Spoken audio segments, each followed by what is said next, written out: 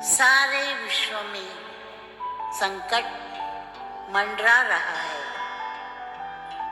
ऐसे वक्त में आज पूरा भारत ये कहना चाह रहा है, न हारे थे न हारे हैं, एक दूजे के सहारे हैं हम हिंदुस्तानी, आसमां के वो सितारे हैं जो फिर से जगमगाएंगे, फिर से मुस्कुराएंगे, इस लम्हे को हराएंगे, देख लेना पल दो पल की ये तो है परेशानी,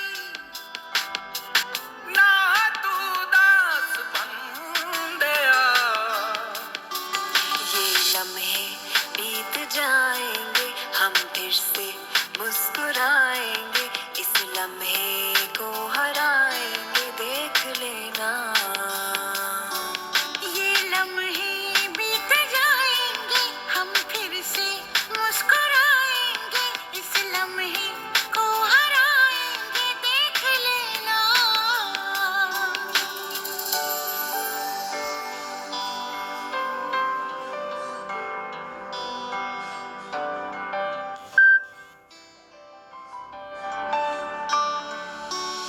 ये लम्हा जल्द गुजर जाएगा, दर्द भरा दिन ढल जाएगा, खुशियों का सवेरा आएगा,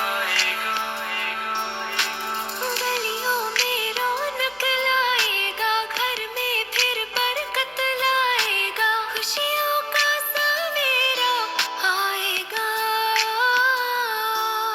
फिर खुल के सांस लेगा हिंदुस्तान, देख लेना ये लम्हे बीत जाएंगे, हम फिर से मुस्कुराएंगे, इस लम्हे को हराएंगे, देख लेना ये लम्हे बीत जाएंगे, हम फिर से मुस्कुराएंगे, इस लम्हे को हराएंगे, देख लेना। वंदे मातरम वंदे मातरम वंदे मातरम वंदे मातरम वंदे मातरम वंदे मातरम।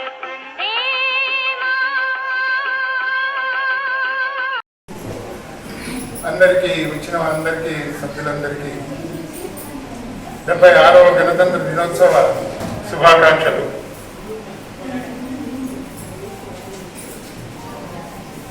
ఎందరో వీరులు, లక్షల మంది ప్రాణత్యాగం వల్ల వచ్చినటువంటి మన స్వాతంత్ర సమరం తర్వాత వచ్చినటువంటి స్వాతంత్రం 3 సంవత్సరాల తర్వాత మళ్ళీ గొప్ప గొప్ప గొప్ప వాళ్ళందరూ కలిసి తయారు చేసిన రాజ్యాంగాన్ని అమలు చేసుకొని గణతంత్ర దినోత్సవాన్ని ఈరోజు ప్రకటించుకోవడం జరిగింది. గణతంత్ర దినోత్సవం కేవలం వేడుకలకు మాత్రమే కాకుండా మన రాజ్యాంగంలో పొందుపరిచిన విలువలను గుర్తు చేస్తుంది. ఈ రోజున భారత రాజ్యాంగం అమలులోకి వచ్చిన రోజు ప్రతి పౌరుడికి ప్రాథమిక హక్కులతో సాధికారత కల్పిస్తుంది. ఇది మనమందరం గౌరవించవలసిన రోజు.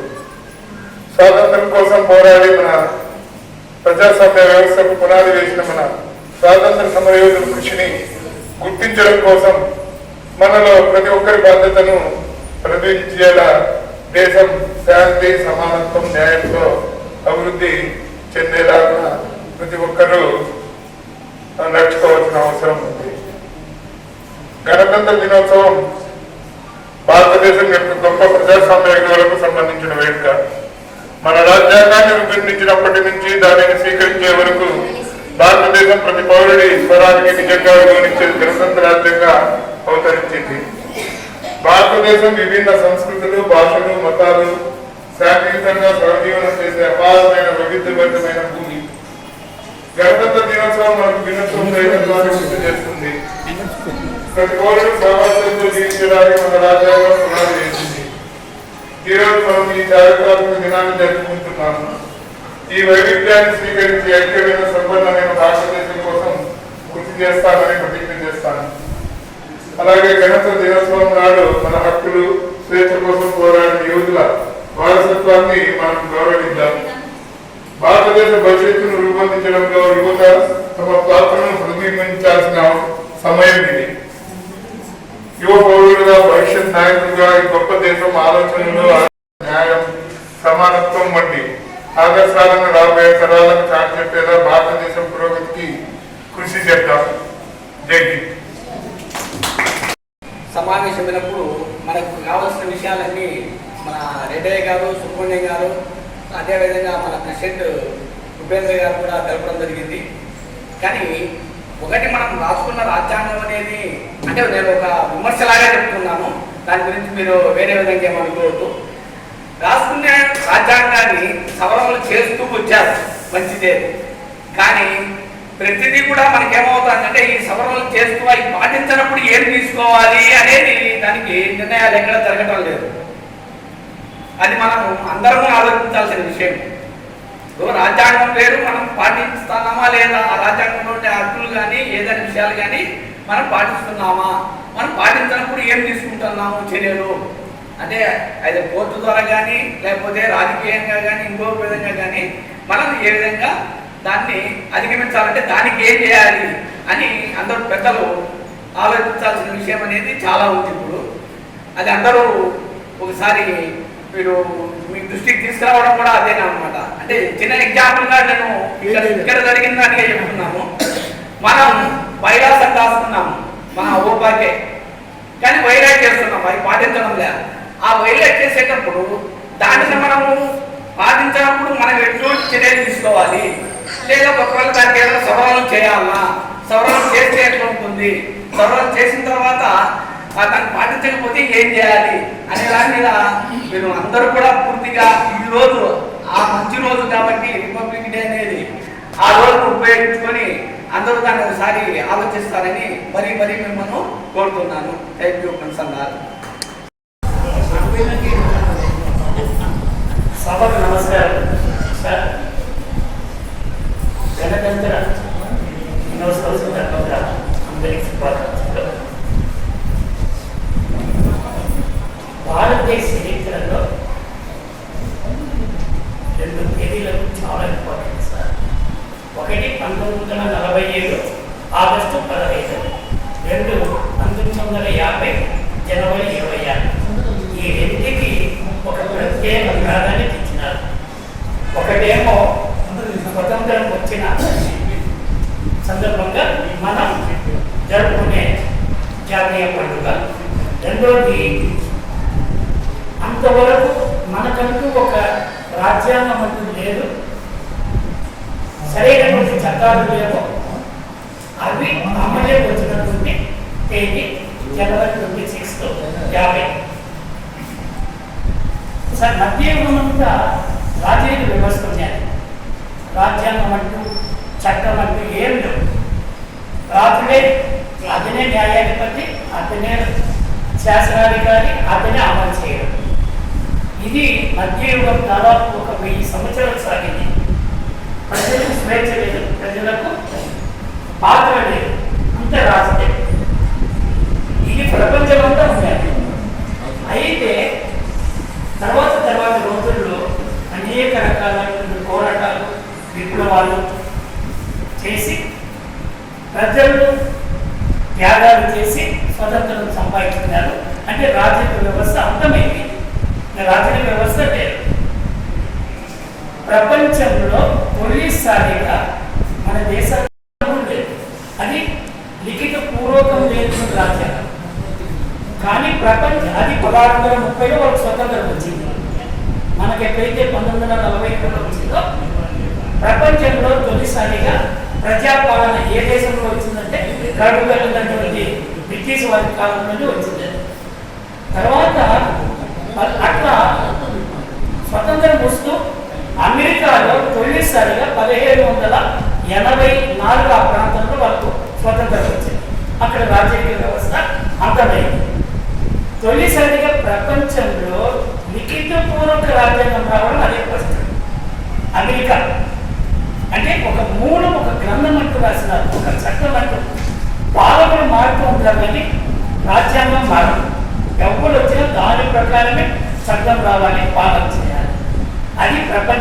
తొలిసారిగా రావడం.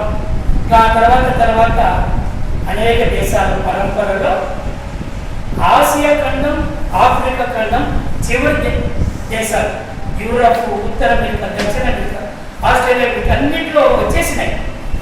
మళ్ళా ప్రజా చైతన్యం ఆసియా ఖండంలో కూడా వచ్చి మనకు 1947లో అంటే 1637లో వచ్చినటువంటి రిజల్ట్ ఆ తర్వాత మనకు కొన్ని ఏళ్లకు మనకు వచ్చిందన్నమాట స్వతంత్రం. ఆ బ్రిటిష్ వాళ్ళ తరం బట్టి లాస్ట్ ప్రపంచంలోనే చివరి దేశం ఏదైనా స్వతంత్రం వచ్చిందంటే దక్షిణాఫ్రికా, నమీబియా. ఇంకా ఆరుతో రాజకీయ వ్యవస్థ అంతమైపోయింది, ప్రజాపాలన వచ్చేసినాయి అన్నమాట. ఈరోజు ప్రపంచంలో ఎక్కడ కూడా రాజకీయ వ్యవస్థ కొన్ని చోట్ల ఉన్నప్పటికీ ప్రజాపాలన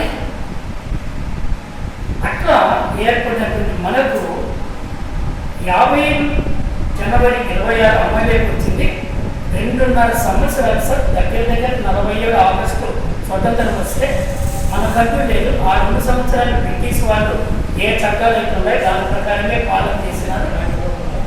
చేస్తూ ఆ పీరియడ్లో ఒక రాజ్యాంగ పరిషత్ తొలి రాష్ట్రపతి బాబు రాజేంద్ర ప్రసాద్ నాయకత్వంలో రాజ్యాంగ పరిషత్ ఏర్పడి వాళ్ళు ఒక రచనా కమిటీ అనేది ఒకటి ఏర్పరిచినారు మేధావులతో, డాక్టర్ అంబేద్కర్ నాయకత్వాన. ఆ మేధావులు 7 మంది దాకా ఉన్నారు. వీళ్ళు ప్రపంచమంతా తిరిగి ఈవెన్ మన దేశాన్ని పాలించినటువంటి బ్రిటన్ కూడా వెళ్ళారు, అమెరికా వెళ్ళారు, ప్రపంచమంతా తిరిగారు. ఒక చోట కూర్చొని మనకి ఇట్లా ఉండాలని వెళ్ళారు. అన్ని రాజ్యాంగాలు తిరగవేసి అందులో ఉన్నటువంటి అంశాలన్నీ క్రోడీకరించి ఇండియాకు వచ్చి తర్వాత కుల మత భేద అనే తయారు చేస్తారు. ఇది 49లో రాజ్యాంగ పరిషత్ ఆమోదించి పార్లమెంట్కి సమర్పించింది అన్నమాట. ఆ పార్లమెంట్లో చర్చలన్నీ జరిపిన తర్వాత 2 సభలు, లోక్సభ, రాజ్యసభ ఆమోదం పొంది రాష్ట్రపతి దగ్గరికి పోయి రాష్ట్రపతి సంతకంతో అది అమలులోకి వచ్చిందన్నమాట. ఇది 50 జనవరి 25 నుంచి అమలులోకి వచ్చింది. బాబు రాజేంద్ర ప్రసాద్ ఆమోదంతో వచ్చేసిందన్నమాట. ఆ తర్వాత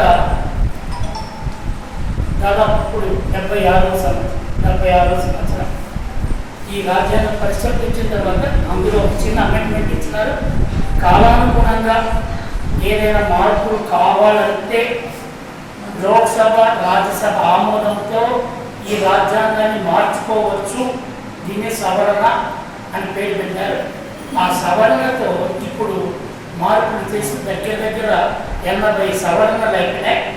మూలంలో అట్లానే లేకుండా వచ్చిన ప్రభుత్వాలు అప్పటికప్పుడు ఆలోచన చేసి ఆమోదంతో దగ్గర 80 సవరణలతో రాజ్యాంగం ఇప్పటికి కూడా చెల్లకుండా ఉంది. ఇంకా 8 సవరణలు అయితే అమెరికాలో అలాంటి సవరణలు దగ్గర 220 ఏళ్ళు 50 ఏళ్ళు అయినప్పటికీ కూడా ఒక 20-25 సవరణలు ఇది వచ్చినాయి. అది ఒక కఠినమైంది. మరి అది అధ్యక్ష పాలన, ఇది పార్లమెంటు తరహా. మరి ఈ 2 దినాలకు చరిత్రలో అత్యధిక ఇంపార్టెంట్ ఇచ్చినారు. ప్రతి సంవత్సరం ఈ 2 దినాలను సెలబ్రేట్ చేసుకోవడం, ఆ మహనీయుల గురించి వాళ్ళ త్యాగాల గురించి మననం చేసుకోవడం జరుగుతూ ఉంది. ఈరోజు వాడల ఢిల్లీ నుంచి అన్ని రాష్ట్రాలలో, అన్ని జిల్లాలలో, అన్ని మారుమూల గ్రామాలలో, పాఠశాలలు, అన్ని వ్యవస్థల్లో ఈ ఆఘోషం జరుగుతూ ఉంది. వాళ్ళని అనుకోవడం చేయడం జరుగుతూ ఉంది. మరి ఇది ఆ రాజ్యాంగం యొక్క పూర్వ స్థితి సార్. మరి వాళ్ళు ఎన్నో త్యాగాలు చేసి మనకి ఇచ్చినప్పుడు ఈ రాజ్యాంగాన్ని కాపాడుకోవాల్సిన బాధ్యత మనపై ఉందంటూ అవకాశం ఇచ్చినటువంటి ఉపేంద్ర గారికి థ్యాంక్ యూ.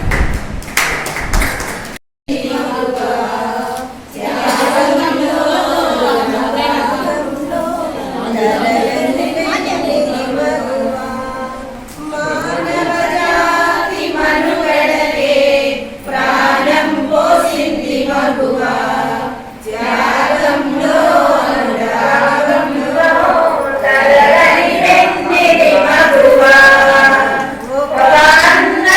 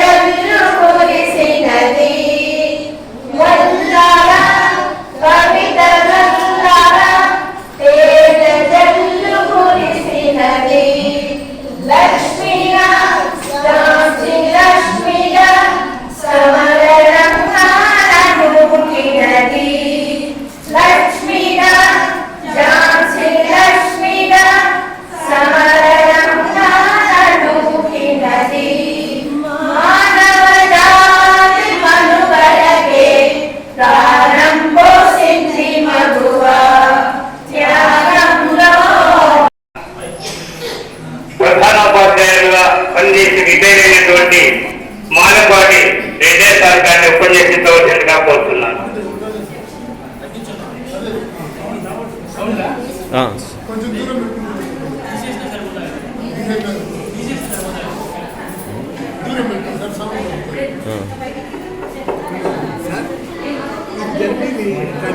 శ్రీ వర్మాబాయ నమః. ఇక్కడ ఇచ్చేసినటువంటి అవోపా సభ్యులు, మహిళా విభాగ సభ్యులు అందరికీ నా హృదయపూర్వక నమస్సుమాంజలులు.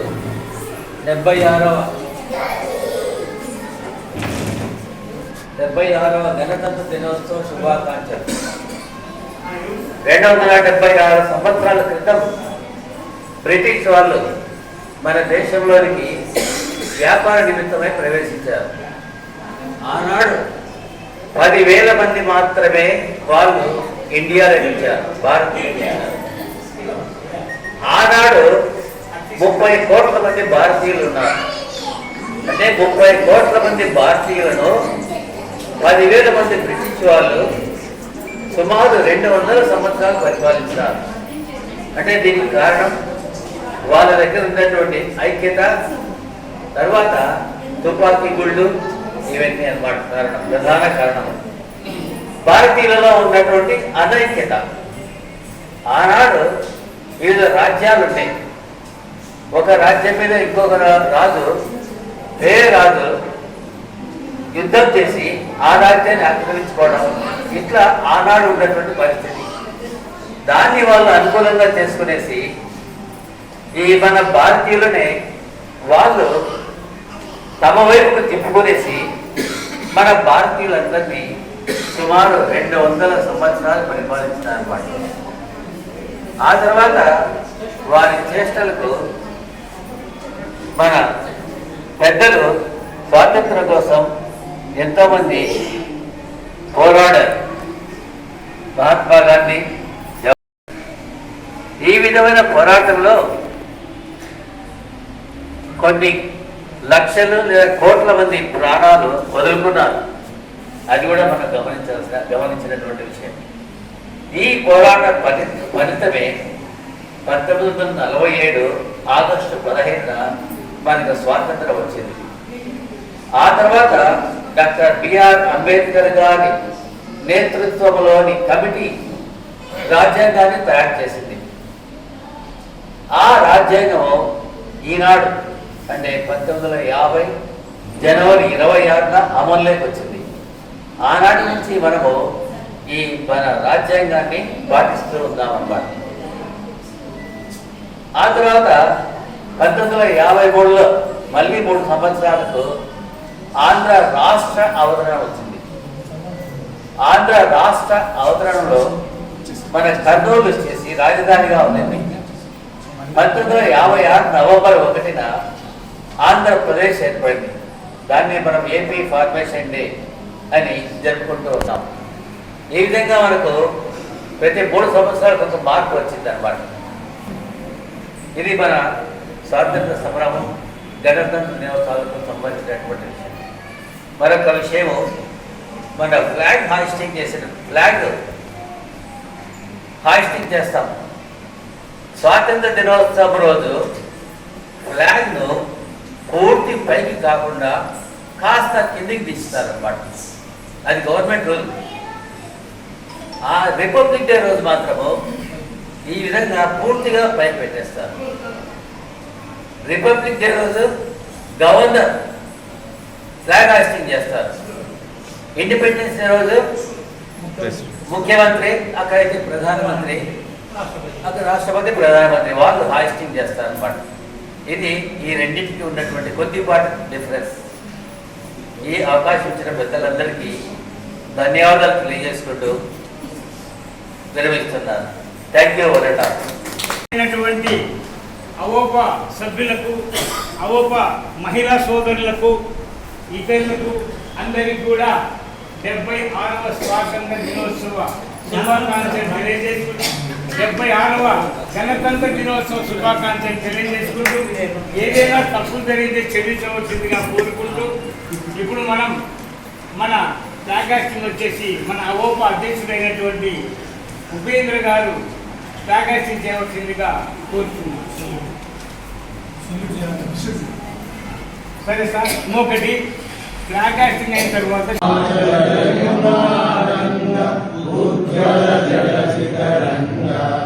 तव शुभ नामे जागे